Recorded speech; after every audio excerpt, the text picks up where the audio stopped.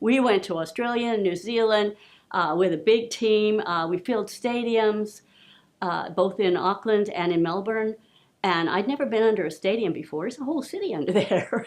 And we filled every room under there doing ministry. And we were seeing demons go, and we were seeing major healings. We were seeing all kinds of things. But the important thing is there are some that are measurable right at the moment. And one in particular that I remembered was a bunch of homeless men that were really hungry. We had a roster that we fed the homeless, and they signed in, and they could use their street names. We didn't really care, just had to prove to the food bank we weren't using up their food.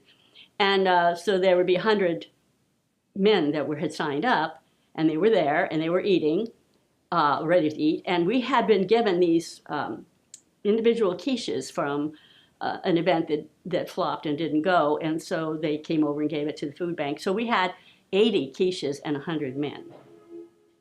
And everybody looked outside and counted them in again, and then they said, we all knew we only had 80 quiches. And they said, what am I going to do? And I says, you're going to serve the quiches. And they were like, and I said, don't worry about it. There won't be an uprising. God's in charge. Serve. And so they took them out, trembling, and there were 100 happy men who all ate quiche. And none of us saw how that miracle happened.